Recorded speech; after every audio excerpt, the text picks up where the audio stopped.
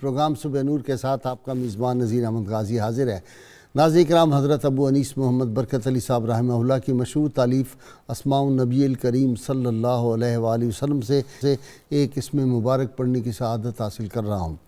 سیدنا الشافی صلی اللہ علیہ وآلہ وسلم، ہمارے سردار شفا عطا فرمانے والے، درود و سلام بھیجے اللہ آپ صلی اللہ علیہ وسلم، آپ کی آل پاک اور آپ کے صحابہ کرام پر۔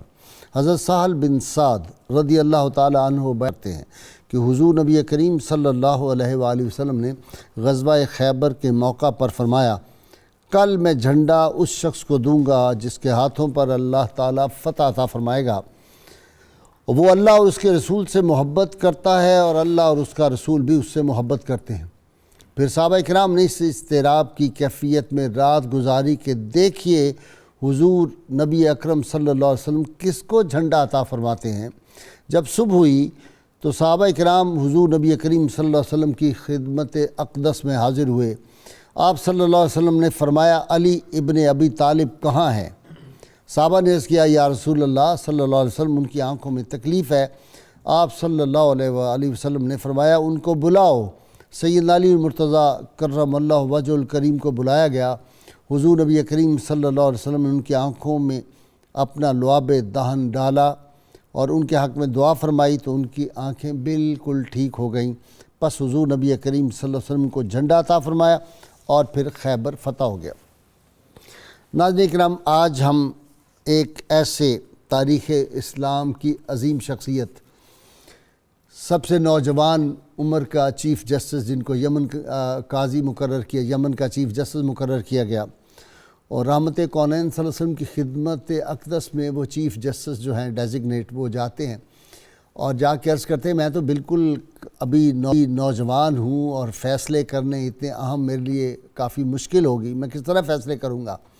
رحمت کونین صلی اللہ علیہ وسلم کو اپنے سینہ اطہر سے لگایا، اور پھر تاریخ گواہ ہے کہ کبھی ان کو کسی مسئلے میں مشکل پیش نہیں آئی، اور پھر اس قاضی کے بارے میں عمر فاروق رضی اللہ تعالیٰ عنہ جیسی شخصیت فرماتی ہے کہ اگر یہ نہ ہوتے تو عمر ہلاک ہو جاتا۔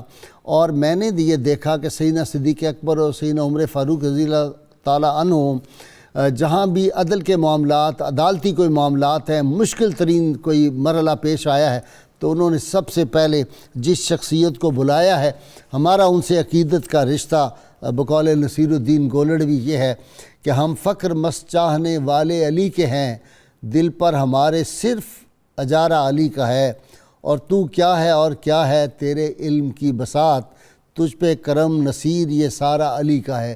آج سیدنا علی المرتضیٰ شیر خدا جن کے بارے میں رحمت کونین صلی اللہ علیہ وسلم نے ارشاد فرمایا، میری امت میں سب سے بہترین فیصلہ کرنے والے علی ہیں، اور ایک مرتبہ فرمایا کہ انصاف کرنے میں میرا اور علی کا ہاتھ برابر ہے۔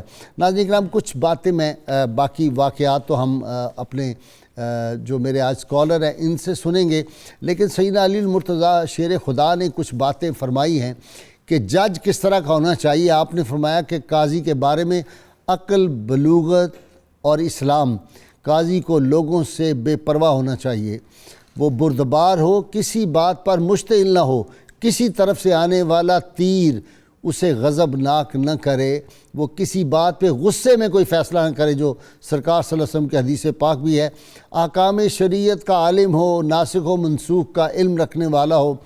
اور آپ نے تو ایک قاضی کو جو تھا وہ معطل کر دیا تھا اس باب کہ اس کو ناسخ و منسوخ کا علم نہیں تھا۔ پھر ارشاد فرماتے ہیں کہ وہ جو جج ہے اس کو منکسر المزاج ہونا چاہیے، اسے زیادہ علم اور عقل والوں سے مشورہ کرنے میں کوئی جھجک نہیں ہونی چاہیے، اسے حق کے معاملے میں جرأت مند ہونا چاہیے، چاہے کتنا پریشر ہو، جب اس کو فیصلہ کرنا ہے تو اللہ رسول کے احکامات کے مطابق۔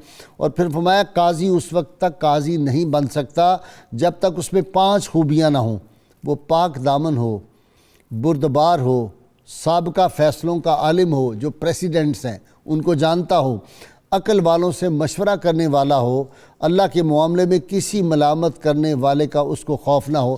آج میں کچھ یہ باتیں عرض کروں کہ یہ جو ماڈرن ہماری جوڈیشل سسٹم ہے، اس کو بھی سیدنا علی المرتضیٰ شیر خدا کے اس پہ بڑے احسانات ہیں۔ آپ پہلی مرتبہ آپ نے وکیل پیش ہونے کی اجازت جو تھی وہ کسی مقدمے میں دی. یہ جو ہمارے ہاں ڈویژن بینچ کا تصور ہے کہ ایک جج کا کوئی فیصلہ ہو تو 2 جج اس کے خلاف اپیل جو ہے وہ سنیں, اس فیصلے کو دیکھیں, یہ ڈویژن بینچ کا تصور ہی سیدنا علی المرتضیٰ شیر خدا نے دیا. ایپلیٹ بینچ کا تصور جو ہے وہ بھی سیدنا علی المرتضیٰ نے دیا کہ چھوٹی عدالت کا فیصلہ بڑی عدالت میں جائے اور اپیل کا حق دیا. اسی طرح ایک بہت امپورٹنٹ جس کا لوگوں کو نہیں پتہ, آپ نے ارشاد فرمایا جب ایک گواہ گواہی دے رہا ہو تو باقی گواہ دور رکھے جائیں جو نہ اس کو سن سکے نہ دیکھ سکے. اگر خدا نخواستہ یہ سیدنا علی المرتضیٰ جوڈیشری میں یہ تبدیلی اور یہ اصول متعارف نہ کراتے تو سوچئے کہ آج سارے گواہ ایک ہی جگہ موجود ہوں, جو ایک بات کہے وہی دوسرا کہے, تو کوئی بندہ جو مظلوم یا معصوم ہو, جو بے گناہ ہو, وہ کبھی بچ سکتا تھا؟ یہ تصور بھی آپ نے دیا. اسی طرح آپ نے فرمایا یہ جو کنفیشن ہے, اقرار جرم, اگر اس اقرار جرم جو ملزم کا ہے وہ بعد میں انکار کر دے, اس سے انکار جرم ہو جائے جس کو ریٹریکٹڈ کنفیشن آج کی زبان میں کہا جاتا ہے, تو آپ نے فرمایا پھر کنفیشن کی کوئی حیثیت نہیں. اقرار جرم کی حیثیت تب ہے جب آخر تک مقدمے کے فیصلے تک جو ہے وہ مجرم اقرار جرم کرے. اگر وہ ریٹریکٹ کر جاتا ہے اس کی کوئی حیثیت نہیں. سیدنا علی المرتضیٰ شیر خدا کے فیصلے دیکھ کے اسی لیے بار بار سیدنا عمر فرماتے تھے اگر علی نہ ہوتا تو علی نہ ہوتا تو عمر ہلاک ہو جاتا. ناظرین کرام, آج سیدنا علی المرتضیٰ شیر خدا کے ہم ایسے آپ کو فیصلے سنائیں گے اور بتائیں گے کہ عقل دنگ ہو جاتی ہے. میں تو جب پڑھتا رہا ہوں مختلف کتابیں تو میں اٹھ کے کھڑا ہو گیا اور میں نے کہا سیدنا علی المرتضیٰ شیر خدا یہ انسانی بس کی بات ہی نہیں ہے. یہ جو ہے وہ دانش برہانی اور دانش قرآنی اور خدائی دانش جو ہے آسمانی دانش, وہ جس کو حاصل ہو, علم لدنی اسی کو کہا جاتا ہے. ناظرین کرام, آج سیدنا علی المرتضیٰ شیر خدا کے تاریخ ساز فیصلے وہ کیسے چیف جسٹس تھے, اس پہ بات کرنے کے لیے میرے ساتھ آج میری محفل میں ڈاکٹر محمد نوید اظہر صاحب ہیں, ان کے ساتھ ڈاکٹر شبیر احمد جامی, کئی کتابوں کے مصنف ہیں آپ, اور ڈاکٹر طاہر حمید تنولی ماہر اقبالیات آپ جانتے ہیں, اور آخر میں حافظ سہیل اظہر سے ہم منقبت آپ کو سنوائیں گے. میں ابتدا کر رہا ہوں ڈاکٹر نوید اظہر سے. جی ڈاکٹر صاحب, میں نے تو یہ جو ماڈرن جوڈیشل سسٹم ہے اس کے حوالے سے دیکھا ہے, کمال کر دیا ہے. مثلا فرماتے ہیں کورٹ فیس بالکل نہیں ہونی چاہیے, سبحان اللہ. فرماتے ہیں عدالت اس جگہ پہ بناؤ جہاں لوگوں کو ایزیلی اپروچیبل ہو. ماشاءاللہ. اب ہمارے ہاں تصور جو ہے اتنی دور دور عدالتیں ہوتی ہیں, بیچارے پہنچ ہی نہیں سکتے. بسم اللہ الرحمن الرحیم. جی, حضرت علی المرتضیٰ شیر خدا رضی اللہ تعالیٰ عنہ کی طبیعت کے اندر جو قضاء کا اور فیصلہ کی قوت تھی, اس کا جو جوہر خفتہ تھا, اس کو حضور صلی اللہ علیہ وسلم نے بھانپ لیا اور فرمایا کہ لوگوں میں سے بہترین فیصلہ کرنے والے علی المرتضیٰ رضی اللہ تعالیٰ عنہ ہیں. حضرت ابوبکر صدیق کا ذکر فرمایا کہ یہ امت میں سب سے رحم دل ہیں, اور حضرت عمر فاروق کا ذکر فرمایا کہ یہ امر الہی کے سب سے زیادہ پابند ہیں, اور سیدنا عثمان غنی کا حیا کے حوالے سے ذکر فرمایا, اور حضرت علی المرتضیٰ کو ممیز کیا تو قضاء کے حوالے سے کہ ان میں قوت فیصلہ سب سے زیادہ ہے اور مقدمات کا فیصلہ کرنے میں سب سے ان کو فوقیت حاصل ہے. لیکن دیکھیں ایک شخص میں یہ 2 صلاحیتیں, جی, ادھر علم کی معراج ہے, جی ہاں, اور دوسرا شجاعت کی بھی معراج ہے. یہ صلاحیت نارمل نہیں ہوتا, بہت زیادہ تھی صحابہ کرام میں, لیکن کسی ایک موقع پر کسی ایک خوبی کا ذکر کر دیا, کسی دوسرے موقع پر دوسری کا ذکر کر دیا. یہ تمام فضائل اور مناقب صحابہ کرام کے اعتباری تھے. یہ نہیں کہ ان میں صرف ایک ہی خوبی تھی, باقی بھی تھی, لیکن کسی ایک موقع پر جب کسی خوبی کو زیادہ نمایاں دیکھی تو اس کا ذکر فرما دیا. ایسے ہی حضرت عمر فاروق رضی اللہ تعالیٰ عنہ آپ کے بارے میں فرمایا کرتے کہ اقدانا علی و اقرعنا ابی بن کعب, کہ سب سے زیادہ اچھا فیصلہ کرنے والے, بہترین فیصلہ کرنے والے حضرت علی ہیں, اور قرآنک سائنسز کے سب سے زیادہ ماہر ابی بن کعب رضی اللہ تعالیٰ عنہ ہیں. تو فقہ حنفی کی بنیاد حضرت عبداللہ بن مسعود رضی اللہ تعالیٰ عنہ کے بعد سب سے زیادہ حضرت علی المرتضیٰ کے فیصلوں پر ہے. اس کی وجہ یہ ہے کہ حضرت علی کی حیات طیبہ زیادہ تر تو مدینہ پاک میں گزری, لیکن آپ نے خلافت کے بعد اپنا دارالخلافہ کوفہ کو بنایا, اور کوفہ حضرت امام اعظم ابو حنیفہ کا وطن ہے. تو حضرت امام اعظم پر آپ کے فیصلوں کے بڑے اثرات ہوئے. ٹھیک. جب رسول کیونکہ امام محمد باقر اور امام جعفر صادق کا دور جو انہوں نے دیکھا، جی ہاں، تو وہی حضرت علی کے جو فیصلے نظائر تھے وہ ان کے سامنے تھے. ان کے سامنے تھے. تو حضور صلی اللہ علیہ وسلم نے جب آپ کو یمن کی طرف بھیجنے کا ارادہ فرمایا تو آپ نے عرض کیا کہ میرا تو اس حوالے سے کوئی ایسا تجربہ نہیں ہے. تو آپ نے فرمایا کہ اللہ تعالیٰ تمہاری زبان کو راہ راست پر رکھے گا اور تمہارے دل کو استقامت عطا کرے گا. اور ایسا ہی ہوا.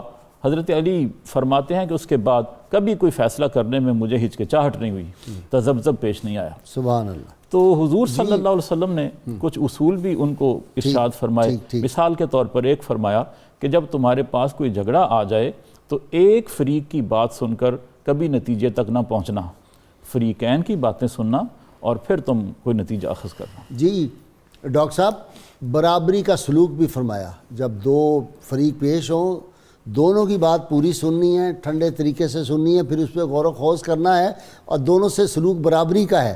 جی قاضی صاحب، بنیادی طور پر اللہ تعالیٰ کی طرف سے دی گئی جو وہبی صلاحیت ہے وہ بہت بنیادی کردار ادا کرتی ہے.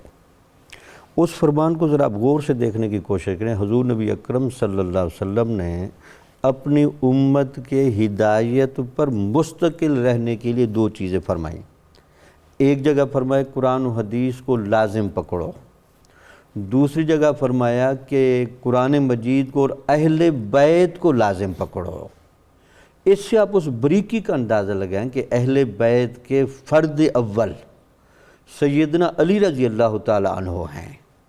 بھئی ان کو اللہ کی طرف سے جو وہب ہوا ہے، دین فہمی ہوئی ہے، دقت نظری ہوئی ہے، علم لدنی ملا ہے اور بات کی گہرائی میں اترنے کا جو ملکہ ملا ہے، جس کے شواہد ابھی واقعات میں ہم دیکھیں گے، یہ حضرت علی رضی اللہ تعالیٰ عنہ کا وہ ترہ امتیاز تھا جس کی وجہ سے حضور نبی اکرم صلی اللہ علیہ وسلم نے ان کو اپنی امت میں سب سے بڑا قاضی ہونے کی ڈگری عطا فرمائی. سبحان اللہ سبحان اللہ. پھر شجاعت اور جرت اور توازن و اعتدال جو جوہر ہے اسلام کا، اللہ تعالیٰ نے دین اسلام کو دین اعتدال قرار دیا، دین متوسط قرار دیا. جتنا بندہ شجاعت میں قوی ہوگا اتنا مظلوم کے لیے نرم ہوگا اور ظالم کے لیے اتنا سخت ہوگا. سبحان اللہ. یہ حضرت عمر رضی اللہ تعالیٰ عنہ بھی جملے فرماتے تھے اور یہی جملے حضرت علی رضی اللہ تعالیٰ عنہ کی سیرت میں بھی ملتے ہیں. سیدنا صدیق اکبر کا وہ پہلا خطبہ کہ میرے نزدیک طاقتور ترین آدمی کمزور ترین ہے جب تک میں اس سے حق نہ غریب کا دلوا دوں، اور غریب طاقتور ترین ہے جب تک میں امیر سے اس کا حق جو ہے اس کو چھین کے نہ دلوا دوں. یہی وجہ تھی کہ یہاں علم اور شجاعت کٹھے ہوئے تھے، تو لہٰذا علم کی وجہ سے، دانش کی وجہ سے آپ معاملے کی باریکی میں بھی اترتے تھے. ویسے حضرت علی رضی اللہ تعالیٰ عنہ سے جب پوچھا گیا کہ آپ کو معاملات کا اتنا فہم کیوں ہے، قرآن کی تفسیر ہو، حدیث فہمی ہو، دین کی باتیں ہوں، فیصلہ جات ہوں، تو وہ فرماتے تھے کہ مجھے اللہ تعالیٰ نے خاص قسم کی صلاحیت دی ہے. سبحان اللہ. اس خاص قسم کی صلاحیت کی وجہ سے میں وہاں تک پہنچتا ہوں. تو ذرا ایک واقعہ بھی میں ان کا بتا دوں جس سے ان کی گہرائی دیکھیں. حضرت عمر رضی اللہ تعالیٰ عنہ کے زمانے میں ایک واقعہ پیش آیا کہ دو عورتوں کا جنگل میں بچے پیدا ہوئے. ایک کا بچہ پیدا ہوا وہ بے ہوش ہو گئی اور ایک کی بچی پیدا ہوئی وہ ہوش میں رہی. اس نے چالاکی یہ کی کہ اپنی بچی اٹھا کر وہ بچے والے کے ساتھ اور بچہ اٹھا کر اپنے ساتھ رکھ لیا. وہ جب تھوڑا نارمل ہوئی تو وہ آپس میں مامتا کی محبت بچے والے نے نہ فیل کی بچی کی طرف. تو اس نے کہا یہ بچہ میرا ہے، بچی آپ کی ہے، آپ نے زیادتی کی ہے. تو اس عورت نے کہا جی میں بھی ایک آدھ سیکنڈ پہلے ہوش میں آئی ہوں، مجھے بھی کوئی پتہ نہیں، یہ اسی طرح ہی پڑے ہوئے ہیں. یہ معاملہ لے کر حضرت عمر رضی اللہ تعالیٰ عنہ کے زمانے میں مدینہ میں پہنچا. تو سارے صحابہ سوچتے تھے اس کا ایک قرینہ پہلے موجود تھا حضرت سلیمان علیہ السلام کی واقعے کی شکل میں کہ اس بچے کو چیرنے کا کہا جائے، دو حصے کریں کہ جس کی غیرت ہوگی تو پتہ چل جائے گا. حضرت علی رضی اللہ تعالیٰ عنہ جب تشریف لائے تو آپ نے اس کا ایک ایسا حل بیان کیا جو قرآن کی منشا تابع کی تھا اور بہت گہرا تھا. آپ نے کہا بجائے اس تجربہ کرنے کے ان دونوں عورتوں کو آرڈر دیں ذرا الگ ہو کر اپنا دودھ یہ دو دیں. ٹھیک ہے. جس کا دودھ زیادہ ہوگا اور وزنی ہوگا اس کا بیٹا ہے، اور جس کا دودھ کم ہوگا اور تھوڑا ہلکا ہوگا اس کی بچی ہے۔ تو صحابہ نے پوچھا حضرت صاحب یہ آپ نے قاعدہ کہاں سے نکالا ہے؟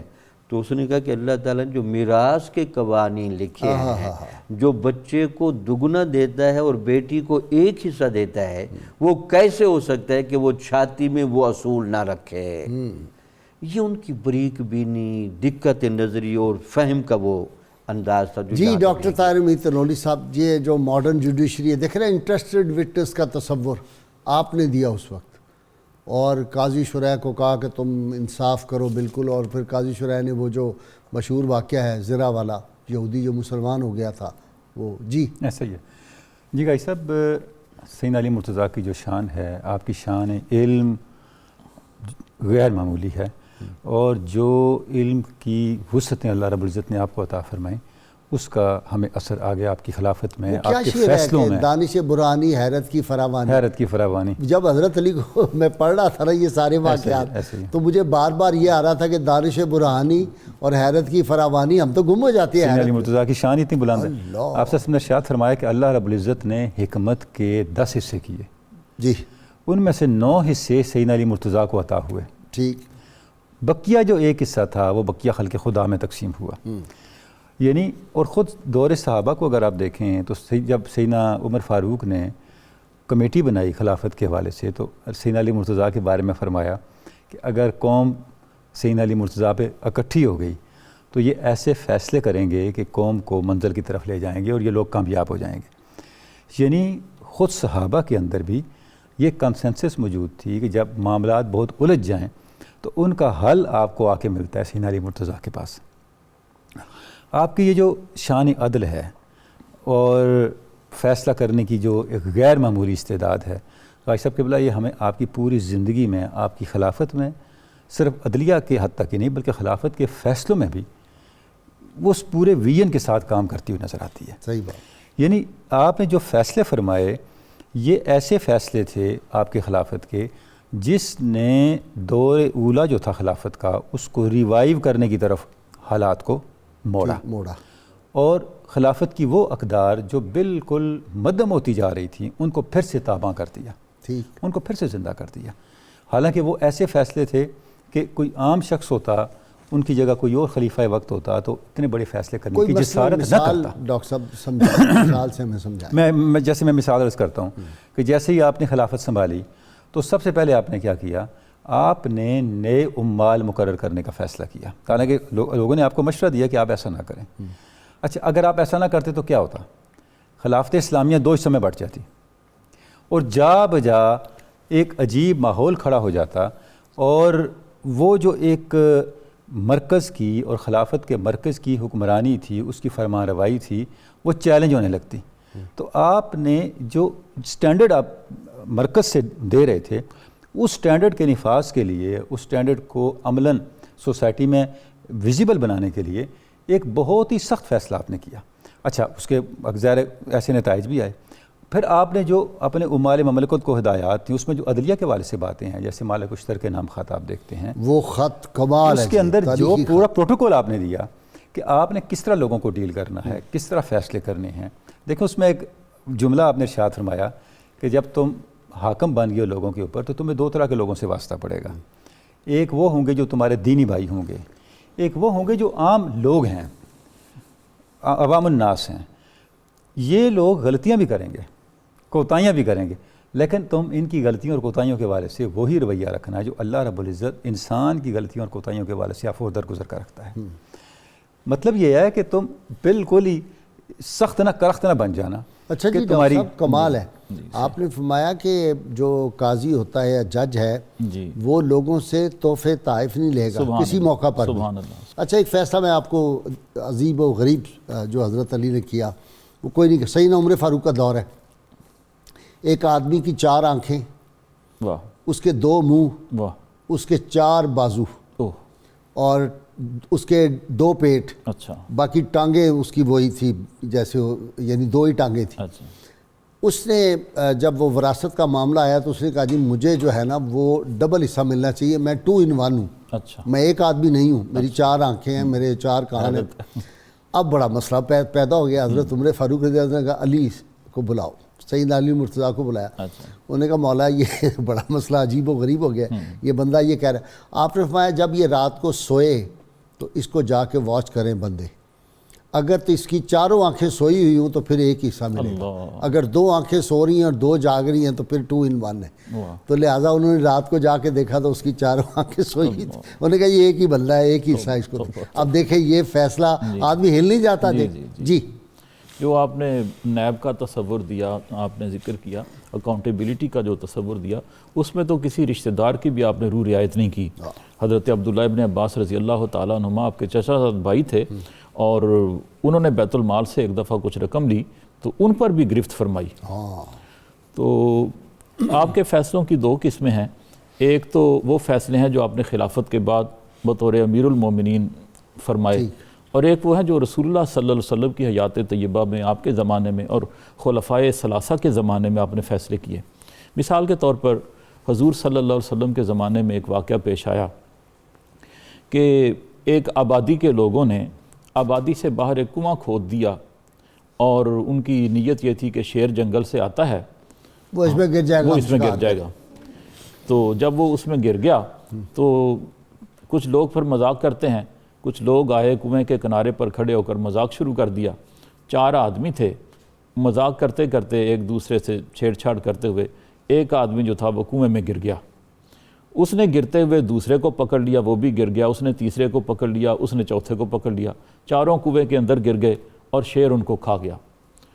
اب وہ مسئلہ جو تھا وہ بڑا پریشان کن تھا. تو حضرت علی رضی اللہ تعالیٰ عنہ کے پاس وہ مسئلہ پہنچا. آپ نے فرمایا کہ جن لوگوں نے یہ کنواں کھودا ہے وہ ان چاروں کا خون بہا دیں, کیونکہ ان کی غلطی ہے کہ انہوں نے آبادی کے باہر کنواں کھودا ہوا ہے.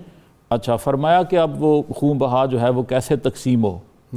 جو سب سے پہلے آدمی گرا ہے نا, اس کا ارادہ بھی تھا اور اس نے دوسرے کو بھی کھینچا, لہٰذا اس کو خون بہا ملے گا سب سے کم. اور جو سب سے بعد میں گرا اس کا ارادہ بھی کم تھا, اس نے کسی کو گرایا بھی نہیں, اس کو خون بہا ملے گا سب سے زیادہ. اور فرمایا کہ اس کی ایسے تقسیم کرو کہ جو پہلے گرا اس کو 1/4, جو بعد میں گرا اس کو 1/3, جو اس کے بعد گرا اس کو نصف 1/2, اور جو سب سے آخر میں گرا اس کو پورا حصہ دو. یہ جب مسئلہ انہوں نے سنا تو سب اس پر متفق ہو گئے. اب حضور صلی اللہ علیہ وسلم کے زمانے میں گھوڑے جو تھے ان پر زکوٰۃ نہیں تھی. حضرت عمر فاروق رضی اللہ تعالیٰ عنہ نے دیکھا کہ اب یہ تجارت کے لیے گھوڑے پالے جا رہے ہیں, تو آپ نے زکوٰۃ مقرر کر دی. حضرت علی کی بصیرت دیکھیں, آپ نے فرمایا کہ جنگی انتظامات کے لیے گھوڑوں کی پرورش اور افزائش نسل کی ضرورت ہے, لہٰذا اگر زکوٰۃ لگائی تو لوگ ہو سکتا ہے کہ پالنا چھوڑ دیں, لہٰذا آپ نے زکوٰۃ سے مستثنیٰ کر دیا. یہ بصیرت تھی, اور ملکی حالات جو ہیں, سیاسی حالات ہیں, ان پر نظر. آپ کو پتہ نہیں یہاں گھوڑا پال سکیم کے مربے ملا کرتے تھے. جی ہاں, ایک زمانے میں. اچھا, ایک بہت دلچسپ آپ کا فیصلہ ہے کہ 2 مسافر تھے اور ان کے پاس کچھ روٹیاں تھیں. ایک کے پاس 3 تھیں اور دوسرے کے پاس 5 روٹیاں تھیں. وہ کھانے بیٹھے تو ایک اور مسافر ان کو مل گیا, اس کے پاس کچھ بھی نہیں تھا. انہوں نے کہا کہ تم بھی ہمارے ساتھ شریک طعام ہو جاؤ. اب سب نے کھایا. اس آدمی نے جو بعد میں شامل ہوا, جاتے ہوئے 8 درہم دونوں کو دیے اور کہا کہ تم ان کو تقسیم کر لو. اب وہ جو جس کے پاس 5 روٹیاں تھیں, اس نے کہا مجھے 5, اس نے کہا 5 درہم میں رکھتا ہوں, 3 درہم تم لے لو, تمہاری روٹیاں 3 تھیں. اس نے کہا کہ نہیں, مجھے زیادہ چاہیے کیونکہ میرے پاس تو تھوڑی تھی اور وہ بھی میں نے دی, اور تمہارے پاس زیادہ تھی, تم کم حصہ لو. فیصلہ حضرت علی رضی اللہ تعالیٰ عنہ کی بارگاہ میں پہنچا. آپ 3 روٹیوں والے سے فرمانے لگے کہ جس طرح یہ کہتا ہے نا اسی طرح کر لو, اس میں تمہارا فائدہ ہے. میں نے فیصلہ کیا تو تمہارا حصہ کم بنتا ہے. وہ کہنے لگا یہ آپ کیا بات کرتے ہیں, کم کیسے ہو سکتا ہے؟ آپ نے فرمایا دیکھو, تمام روٹیوں کے 3 ٹکڑے کرو کیونکہ کھانے والے 3 تھے, اور تمہارے ٹکڑے بنے 9, اس کے بنے 15, کل بنے 24. 24 کو 3 پہ تقسیم کرو, ہر آدمی نے کتنے ٹکڑے کھائے؟ برابر برابر کھائے، 8 کھائے، ٹھیک ہے۔ جس کی روٹیاں 3 تھی، ٹکڑے 9 بنے، اس نے 8 خود کھائے، 1 ٹکڑا مسافر کو دیا۔ جس کے 15 ٹکڑے تھے اس نے بھی 8 کھائے اور 7 مسافر کو دیے۔ اب درہم ہیں 8 جن کو تقسیم کرنا ہے، تو ان کو جب تقسیم کیا جائے گا تو جس نے 7 ٹکڑے مسافر کو کھلائے ہیں 7 درہم اس کو ملیں گے، جس نے 1 ٹکڑا کھلایا ہے 1 درہم اس کو ملے گا۔ سبحان اللہ، میتھمیٹکس کے اندر آپ کی مہارت کا یہ عالم تھا۔ میں تو پڑھتا رہا اور مجھے تو سمجھنے میں اتنی دقت ہو رہی تھی۔ جی السلام، جی میاں صاحب فرمائیں۔ السلام علیکم غازی صاحب۔ وعلیکم السلام، صحیح، کیا حال ہے؟ الحمدللہ غازی صاحب، اللہ آپ کو سلامت رکھے۔ بڑی مہربانی۔ میں سوال یہ پوچھنا چاہتا ہوں کہ جس طرح پہلے 3 خلفائے راشدین جناب سیدنا ابوبکر صدیق اور جناب سیدنا عمر فاروق اور جناب عثمان غنی، ان کی حکومت کا مرکز تو مدینہ منورہ رہا، لیکن جناب امام المتقین علیہ السلام کا جو حکومت کا مرکز ہے وہ کوفہ بنا، اس کی کیا وجوہات تھی؟ اچھا جی، ٹھیک ہے جی، نیکسٹ جی۔ السلام علیکم سر۔ جی پاکستان کا خوبصورت شاعر، جی بسم اللہ جی، اللہ پاک غازی صاحب آپ کو تا دیر سلامت رکھے، صحت و تندرستی کے ساتھ، اور تمام اسکالرز کو سلام۔ ایک بات پیش کرنا ہے جی جناب علی المرتضیٰ علیہ السلام، ارشاد۔ قدموں کی خاک جن کی زمانے کا ہر ولی، واہ، قدموں کی خاک جن کی زمانے کا ہر ولی، جن کے گرامی اسم سے مشکل میری ٹلی، واہ، زوجہ ہے جن کی احمد مرسل کی لاڈلی، سبحان اللہ، لہجہ میرا بلند ہے الفاظ ہیں جلی، صلی علی محمد صلی علی علی۔ سبحان اللہ، بہت شکریہ سبحان، سر۔ بہت شکریہ جی۔ نیکسٹ جی۔ جی السلام علیکم۔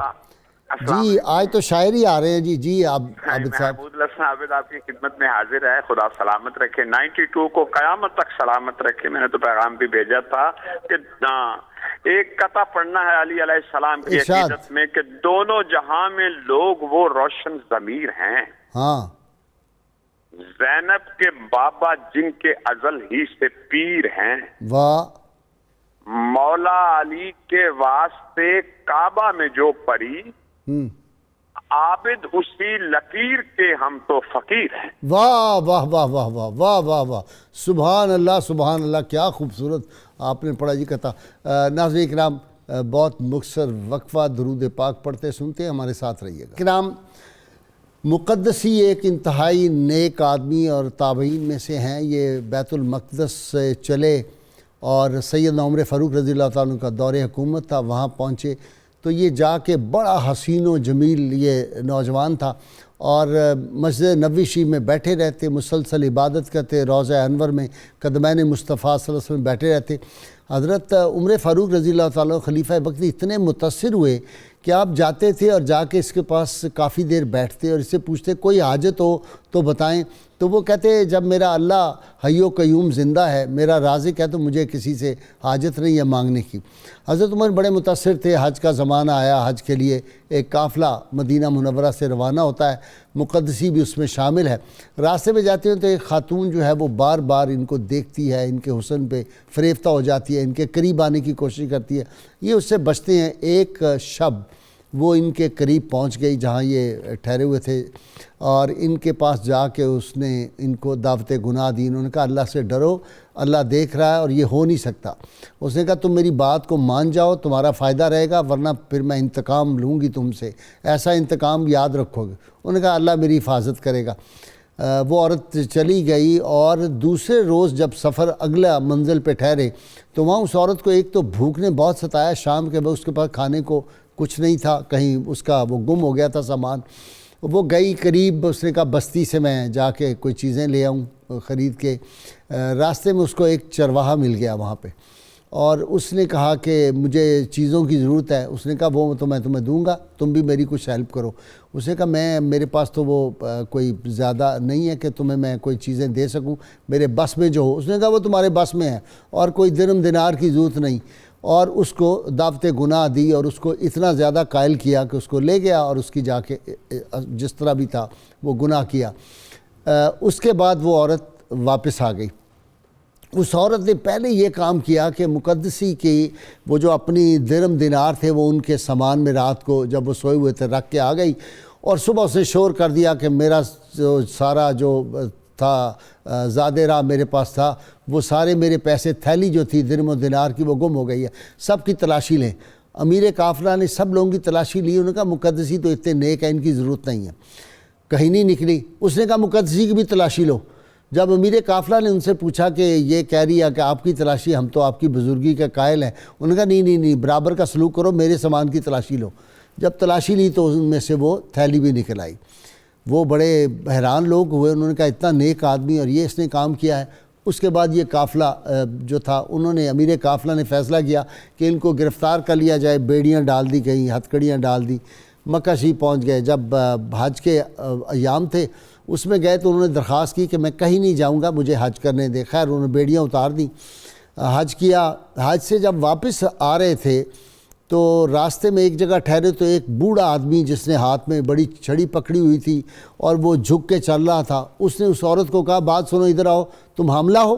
اس نے کہا نہیں، میری ابھی شادی نہیں ہوئی۔ اس نے کہا نہیں تم حاملہ ہو، مجھ سے چھپاتی ہو، میں جانتا ہوں کہ تم نے راستے میں گڈریے کے ساتھ کیا معاملہ کیا تھا۔ وہ کانپنے لگی۔ اس نے کہا میں تمہیں ایک طریقہ بتاتا ہوں اور تم بچ جاؤ گی عمر فاروق کے جلال سے۔ تم جا کے یہ کہو قافلے میں کہ اس نے میرے ساتھ جو ہے مقدسی نے یہ حرکت کی تھی اور اس نے میری عزت لوٹی، اس کا بچہ میرے پیٹ میں ہے۔ جب یہ پتہ چلا لوگ بڑے حیران ہوئے۔ حضرت عمر فاروق رضی اللہ تعالیٰ عنہ قافلے کو ریسیو کرنے کے لیے مدینہ کے حدود سے باہر تھے، ان کو خوش آمدید کہنے کے لیے۔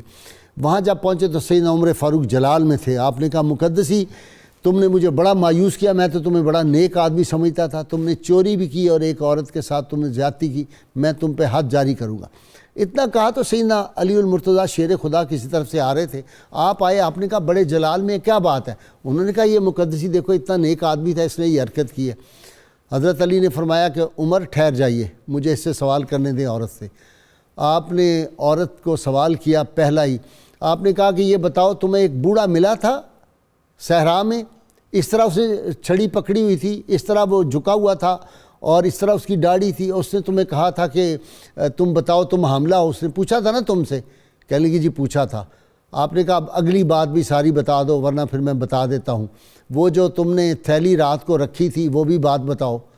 تو اس نے سمجھا یہ حضرت علی کو تو ہر بات کا علم ہے، اس نے پورا جو واقعہ تھا وہ صحیح صحیح بیان کر دیا۔ اور سیدنا علی المرتضیٰ شیر خدا سے سیدنا عمر فاروق نے پوچھا اب کیا کیا جائے، اس عورت کو سزا کیا دی جائے؟ آپ نے کہا اس کو یہاں تک ناف تک زمین کے اندر گاڑ کے اس پہ رجم کی جو حد ہے وہ جاری کی جائے۔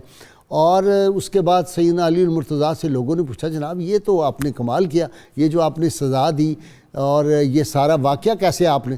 تو انہوں نے فرمایا وہ تمہیں یاد نہیں کہ مومن جو ہے وہ اللہ کے نور سے دیکھتا ہے؟ تو یہ سیدنا علی المرتضیٰ شیر خدا نے جب یہ کیا تو سیدنا عمر نے کہا آپ نے مجھے بچا لیا، ورنہ میں تو یہ اتنا نیک آدمی تھا مقدسی، اس پہ میں حد جاری کرتا۔ جی آپ کی طرف آتا ہوں، ڈاکٹر صاحب کیسا ہے؟ جی اچھا، کیا بات ہے، حیران کن نہیں ہے واقعہ؟ فیصلوں کے اندر بڑی باریکی اور گہرائی، اور ایک اس طرح کا ایک اور واقعہ بھی ہے بڑا خوبصورت۔ حضرت عمر رضی اللہ تعالیٰ عنہ کے زمانے میں مسجد نبوی کے محراب میں ایک آدمی سویا ہوا پایا گیا۔ جب اس کے کپڑے وغیرہ اوپر سے جو اوڑا ہوا تھا وہ ہٹایا گیا تو دیکھا کہ ایک بندہ مرا پڑا ہے اور عورتوں کا لباس پہنا ہوا ہے۔ اچھا۔ اور بڑے حیران ہو، اس کو اٹھا کر جب باہر لیا تو حضرت علی رضی اللہ تعالیٰ عنہ کو بھی بلایا کہ یہ ایک عجیب واقعہ پیش آیا ہے، اس کی ذرا گہرائی میں جائیں، یہ کس نے قتل کر دیا ہے؟ تو آپ نے فرمایا کہ پہلے تو اس کی تجہیز و تکفین کا بندوبست کر کے اس کو تو نمٹائے نا۔ اس کے بعد کچھ دنوں کے بعد وہاں پھر ایک بچہ بھی ڈالا ہوا پایا گیا۔ تو حضرت علی رضی اللہ تعالیٰ عنہ کو بلایا گیا کہ اب ایک بچہ بھی آیا ہے تو ذرا اس کی تحقیق کریں، چونکہ وہ جو اتقوا فراست المومن ہے فَإِنَّهُ يَنْظُرُ بِنُورِ اللہ کا معاملہ ہو تو گہرائی میں بندہ جا سکتا ہے۔ تو آپ نے اس بچے کو ایک داعیہ کے ذمہ کیا، بھئی اس کی نگرانی کریں، اور جب یہ بچہ چلنے پھرنے کے قابل ہو جائے نا ذرا ٹوہ میں رہیں، کوئی عورت اس بچے کو دیکھنے بھی آئے گی اور آ کر روئے گی بھی صحیح اور اس کو چومے گی بھی صحیح، آپ نے مجھے اس عورت کا پتہ بتانا ہے۔ وہ کہتے بچہ جب تھوڑا بڑا ہو گیا تو ایک عورت اس سے بڑا وابستہ ہونے لگی، وہ اس کو دیکھتی تھی، چومتی تھی۔ تو جب حضرت علی رضی اللہ تعالیٰ اس داعیہ سے پوچھنا شروع کیا کہ وہ کون ہے اس کی ماں، تو وہ چونکہ اس نے رشوت بھی دی ہوئی تھی، کوئی لالچ ہر زمانے میں چلتا ہے، تو وہ نہ بتاتی تھی. تو حضرت علی رضی اللہ تعالیٰ عنہ نے کہا کہ آپ کے علم میں ہے کہ مجھے ساری باتوں کا پتہ ہوتا ہے، وہ بربنائے کشف، اگر میں بات کروں گا تو پھر آپ پریشان ہوں گی. اس نے کہا جی اصل بات یہ ہے کہ اس نے مجھے پیسے دے دیے تھے تو اس وجہ سے میں تھوڑا رک گئی تھی، وہ فلاں عورت ہے. تو آپ نے اس کی ماں کو بلایا، اور اس کی ماں کو بلانے کے بعد اس کو کہا کہ آپ نے یہ حرکت کیوں کی ہے. اس نے پھر سارا واقعہ بتایا. اس کو کہا کہ آپ یا خود بتا دیں یا میں بتا دوں. اس نے کہا جی میں خود سارا واقعہ بتاتی ہوں. ہمارے علاقے میں ایک عبادت گزار عورت تھی، اس عبادت گزار عورت کی عبادت کے روب میں آ کر میں اس کے پاس رہنے لگی.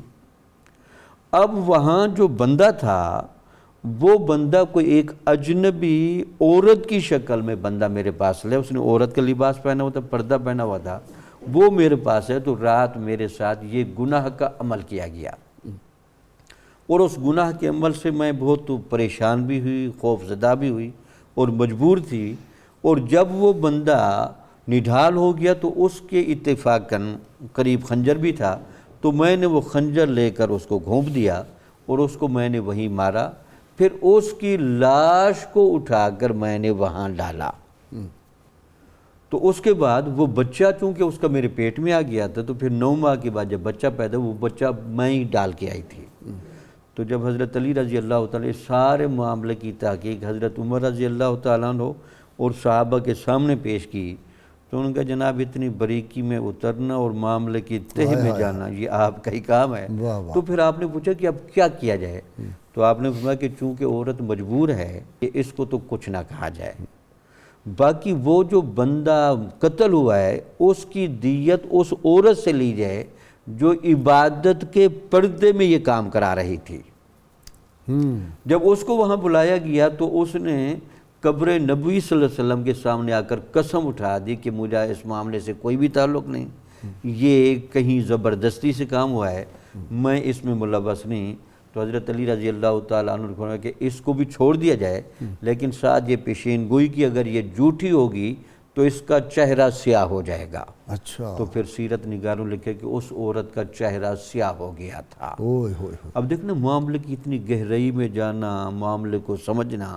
جی بھائی صاحب 2 چیزیں میں عرض کرنا چاہوں گا. ایک تو کوسچن آیا تھا کہ آپ سیدنا علی مرتضیٰ نے اپنا خلافت کیوں منتقل کیا تھا. ایک تو اس کا سبب یہ تھا کہ ظاہر حالات بہت بدل گئے، اور مملکت اسلامیہ جب اتنی توسیع پذیر ہو گئی تو معاملات کو دیکھنے کے لیے اس جگہ بیٹھنا زیادہ ضروری تھا جہاں فتنے جنم لے رہے تھے اور فتنے پیدا ہو رہے تھے، تاکہ جو ریاست کا انتظام انسرام ہے اسے کما حقہ کیا جا سکے. اور دوسری اس کی حکمت غازی صاحب قبلہ یہ ہے کہ اگر چاروں خلفاء کے زمانے میں کیپٹل مدینہ پاک ہی رہتا تو بعد میں آنے والی مسلم ریاستوں کے لیے بڑا مشکل ہوتا کہ وہ باہر بھی کوئی کیپٹل بنا سکتے ہیں کہ نہیں بنا سکتے. آپ نے ایک راستہ نکال دیا، آپ نے ایک پریسیڈنٹ قائم کر دیا کہ جو اسلام کی جو منشا ہے وہ عامت الناس کے لیے بہتر انتظام و انصرام ہے. اگر وہ اس کا متقاضی ہو تو آپ اس جگہ بھی دارالمملکت کو دارالخلافے کو منتقل کر سکتے ہیں جو اس وقت کی ڈیمانڈ ہو. دیکھیں نا پاکستان میں یہی تجربہ ہوا ہے. اگر اسلام آباد دارالخلافہ نہ ہوتا تو جس طرح کے حالات بعد میں کراچی میں ہوئے کیا تباہی ہوتی. کیونکہ غازی صاحب ہوتا ہی ہے بعض اوقات بہت جو فکس مزاج والے لوگ ہوتے ہیں پھر وہ ایسی چیزوں کو افورڈ نہیں کرتے، تو اس سے بڑے مسائل پیدا ہونے کا اندیشہ تھا. تو خلافت راشدہ کے اندر ہونے والے یہ فیصلے آج ہمارے لیے ایک نظیر ہیں اور ہم اس پہ آگے چل رہے ہیں. اب اگر ہم سیدنا علی مرتضیٰ کے فیصلوں کو دیکھیں، بہت واقعات کا ذکر ہوا، جس بھی واقعے کو دیکھیں اس کے پیچھے سیدنا علی مرتضیٰ کی غیر معمولی دانش اور حکمت جو ہے وہ نظر آتی ہے. ایک تو یہ پہلو ہے جس پہ ابھی ہم بہت چلے گئے، آپ کا نور باطنی، آپ کا کشف، اور ظاہر ہے یہ تو غیر معمولی طور پہ آپ کی ذات کے ساتھ ہی متعلق ہے. لیکن آپ کی شان علمیت جو ہے جس کو کامن سینس کہتے ہیں، جورسپروڈینشل سینس کہتے ہیں، وہ بھی اتنی فنکشن کرتی نظر آتی ہے. ایک معاملہ آپ کے زمانے میں درپیش ہوا، ایک نوجوان تھا، اس کے حوالے سے ایک مقدمہ دائر کیا گیا خلافت کی عدالت میں کہ جناب اس کو 80 کروڑوں کی سزا دی جائے کیونکہ یہ ایک پاک دامن عورت کے اوپر الزام لگا رہا ہے. تو معاملہ سیدنا علی مرتضیٰ کے پاس پیش ہوا. آپ نے اس لڑکے کو بلایا بھی کیا معاملہ ہے؟ اس نے کہا جی فلاں خاتون ہے تو میں ان کا بیٹا ہوں، اور وہ خاتون مجھے اپنا بیٹا تسلیم کرنے کے بجائے اور اس کے سارے جو ہیں میرے بقیہ رشتہ دار ہیں، انہوں نے مجھ پہ یہ جھوٹ کا الزام لگا دیا اور یہ مقدمہ دائر کر دیا کہ مجھے یہ سزا دی جائے۔ آپ نے اس خاتون کو بلایا، پوچھا، اس نے کہا جی بالکل یہ جھوٹ بولتا ہے، میں تو اس کو جانتی تک نہیں۔ آپ نے دونوں سے عہد لے لیا کہ میں جو فیصلہ کروں گا آپ لوگ اس فیصلے کو فالو کرو گے۔ انہوں نے کہا درست ہے۔ آپ نے اس لڑکے کو بلایا اور فرمایا کہ میں تمہارا اس عورت کے ساتھ نکاح کر رہا ہوں اور یہ میں تمہیں رقم دیتا ہوں، تم اس کا حق مار ادا کرو اور جاؤ ہنسی خوشی زندگی گزارو۔ جیسے ہی آپ نے یہ فیصلہ کیا وہ عورت بے ساختہ بول اٹھی، علی آپ اتنے سمجھدار ہو کہ بیٹے کا نکاح ماں سے کر رہے ہیں۔ اللہ، آپ نے فرمایا تو یہ اس کا اعتراف پہلے کر لینا تھا۔ تو یہ تو تم نے اتنا بڑا ڈونگ کیوں رچایا؟ اس نے کہا فی الاصل ہوا یہ کہ میری شادی جس شخص کے ساتھ ہوئی تھی وہ بہت امیر کبیر آدمی تھا، چلا گیا دنیا سے، اب اس میں سے یہی ایک بیٹا تھا، تو میرے بھائیوں نے مجھے کہا کہ تم اس کو بیٹا ماننے سے انکار کر دو تاکہ اگر تمہارا آگے ہم کوئی نیا خاندان بسائیں یا کچھ کریں تو وہ ساری کی ساری جائیداد اس کو منتقل نہ ہو۔ تو غازی صاحب یہ جو ایک جیورسپروڈنشل سینس ہے، قانون کو سمجھنا اور چیز ہے، سبحان اللہ، قانون کس معاملے پہ کس طرح نافذ کرنا ہے، فیصلہ کرنا ہے، یہ حکمت خدا داد ہے۔ اور بہت شکریہ ڈاکٹر صاحب۔ ناظرین کرام بہت مختصر وقفہ درود پاک سنتے پڑھتے ہیں، ہمارے ساتھ رہیے گا۔ اللہم وعلا آلہ وصحبہ وبارک وسلم، اللہم صلی علی محمد وعلا سیدنا علی وسیدتنا فاطمہ۔ ویلکم بیک ناظرین کرام، کتاب الشفاء سے سر درد سے نجات کا عمل ہے جی۔ پیشانی پر ہاتھ رکھ کر سورہ توبہ کی آخری 2 آیات اول و آخر درود پاک کے ساتھ 7 بار پڑھ کر دم کرنے سے انشاءاللہ شفا نصیب ہوگی۔ سیدنا علی مرتضیٰ شیر خدا ارشاد فرماتے ہیں 3 صفات ایسی ہیں کہ جن کے ذریعے نجات حاصل ہوتی ہے۔ ایک یہ کہ حق اور سچ کو تھامے رکھنا، دوسری یہ کہ باطل سے پرہیز کرنا، تیسری یہ ہے کہ نیک کاموں کی ترویج کی کوشش کرنا۔ آج کے روزنامہ 92 میں امیر المومنین علی المرتضیٰ شیر خدا کے جی تاریخ ساز فیصلے ہیں۔ ناظرین کرام، بک آف دی ڈے، آج یہ 2 کتابیں، ایک بزرگ شخصیت ہیں، وہ کینیڈا میں مقیم ہے، وہیں کے نیشنل ہیں، اوریجنلی پاکستانی ہیں، انجینئر عبدالحکیم ملک۔ پہلی کتاب انہوں نے لکھی ہے کلام اقبال میں عکس قرآن۔ یہ علامہ اقبال کے وہ اشعار جو ایک طرح سے انہوں نے قرآن حکیم کا ہی ترجمہ یا قرآن حکیم کا ہی مضمون بیان کیا ہے، اس کو اردو میں بھی انہوں نے کر دیا، انگریزی میں بھی، بہت زبردست کتاب ہے۔ دوسری کتاب انہوں نے لکھی ہے منشور قرآن، مضامین قرآن اردو، عربی اور انگریزی میں انہوں نے یہ ایک فہرست بنائی ہے، بہت زبردست ایک انڈیکس ہے یہ، اور اس میں 3 زبانیں جو ہیں انہوں نے اس میں اس کا ترجمہ کیا ہے۔ یہ کتاب بھی جو ہے اسلامک ریسرچ فاؤنڈیشن گلوبل یہ ہے، اور یہ کینیڈا کا اس پہ پتہ لکھا ہوا ہے جی۔ اللہ کریم سے دعا ہے اللہ تعالیٰ ہمیں حضور رحمت کونین صلی اللہ علیہ وسلم کی غیر مشروط محبت اور لامحدود وفاداری نصیب فرمائے۔ اللہ تعالیٰ جو لوگ مسلمانوں پہ ظلم کر رہے ہیں ہندوستان میں، برما میں، فلسطین میں، جہاں جہاں، اللہ ان کو تباہ و برباد فرمائے۔ ہمارے ڈاکٹر شبیر احمد جامی کے بھائی فوت ہو گئے تھے، ناظرین سے گزارش ہے ان کے لیے بھی ایصال ثواب کے لیے دعا ضرور کیجیے گا۔ نعرے کے لیے تیار ہو جائیے تاکہ پھر ہم حافظ سہیل نظر سے منقبت سن سکیں۔ پاکستان کا مطلب کیا؟ لا الہ الا اللہ محمد رسول اللہ صلی اللہ علیہ وسلم۔ جی حافظ صاحب۔ شاہ خیبر شکن کی یاد آئے، شاہ خیبر شکن کی یاد آئے، پیشوائے زمن کی یاد آئے، پیشوائے